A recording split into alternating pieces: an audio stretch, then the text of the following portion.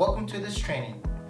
In this video, we'll explain how to efficiently switch out the product from the display, how to switch out the hooks to replace them with new sturdier hooks, and how to remove discontinued product from the mix. Let's get started. Before beginning to remove any of the product on the display, make sure that you've gathered all of the supplies that you need, all of the product from the back stock, and most importantly, have gone through the instructions that we've given you. This instruction packet will cover all of the steps that you need to make this a successful reset.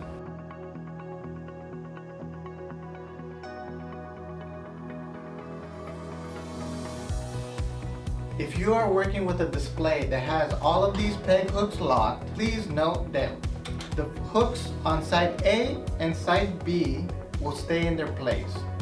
The only exception will be the last row. You will need to remove the security backplates from all of these items so that you can set it correctly to plano. To manage the space that you have at the store, only work off of one side of the display at a time. In the following clip, I will highlight which of the items are discontinued. This will help you set those aside and then follow the instructions in the packet so that you know what to do with those items. The rest of the items can then come off. Those items will go back on the display, but it'll only be after we've reconfigured the hooks to the new plano. Once you've removed all the product and all of the hooks, now you can set the hooks based on the planogram. Before locking all of the hooks onto the pegboard with the pins that we provided, double check that all of the hooks are in the correct place. You can check the gaps that go in between each of the hooks. You can check the count from top to bottom and from left to right. It'll be much easier to make any of these corrections at this time. Now that you're done locking all of the hooks onto the pegboard using the pins, look for the back cards. They're going to be in a red bag. This is side A. Look for the group of back cards that has an A on the top left corner. You're going to hang them from left to right in each consecutive row.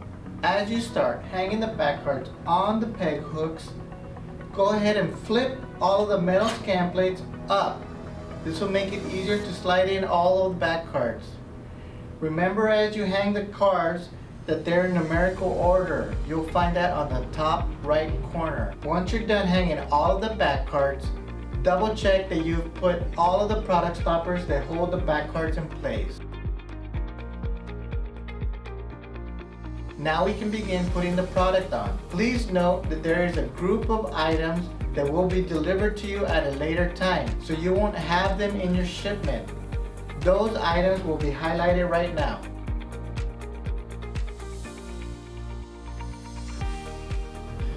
As you hang the product, please make sure that the barcode that is on the product matches what is on the back card.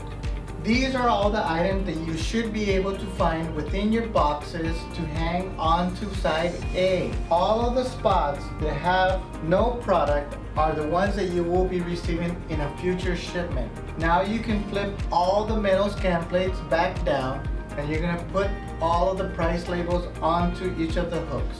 Once you begin working on the price labels, please note that the sheet that you have has the letter of the corresponding side that you're working on. You will place the labels on the metal hang plate directly. It'll go from left to right, the same as the back cards, left to right. Once you are done placing all of the price labels onto the hooks, you will need to look for the new tags. These tags will go onto items that are new to the set. You should have a sheet in your packet that tells you which items are the ones that these are supposed to go onto.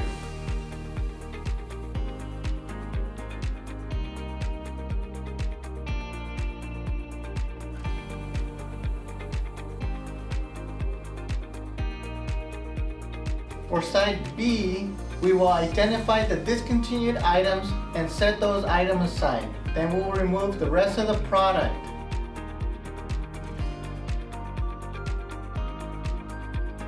Once we removed all of the discontinued items from side B, we can then continue removing the rest of the product, the hooks, and the back cards. Now that you're done removing all the items on side B, you can start hanging the hooks according to the planogram. Make sure to not put the pins in place until after you've double checked that all of the hooks are hanging in the right spot. The product to fill this column will come from the top row of each of the side racks. Once you've pulled the product from the side rack, this is what you should have. You'll have one full column and 2 items. For side B, the only 2 items that you will be missing will be this one and this one.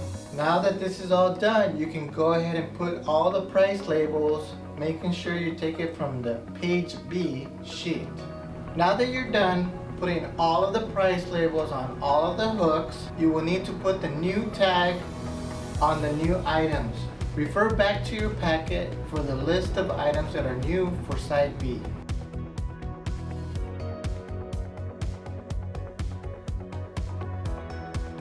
Now that you've finished with side A and B, we can start on both of the side racks.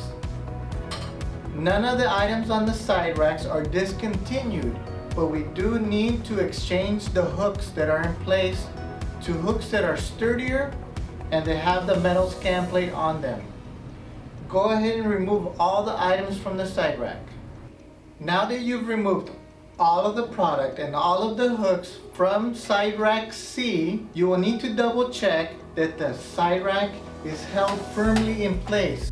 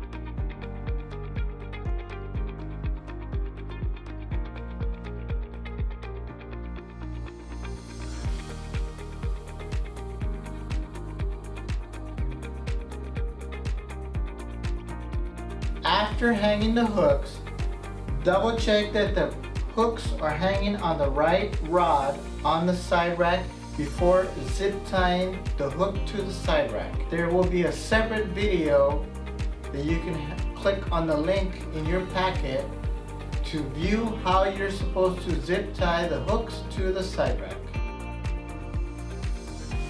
After you are done hanging all of the hooks and zip tying them to the rack, make sure to flip up the metal scan plate. You will find the back cards in a separate red bag. Look for the letter C on the top left corner, and you will see a number on the top right corner. You will hang the cards from left to right, all the way down the side rack. Once you are done putting all of the back cards on the hooks and the product stoppers that hold the back card in place, you can begin putting your product. Please make special note to items that have the words mixed pegged on the top right corner. Those will usually have 2 different colors of that type of item.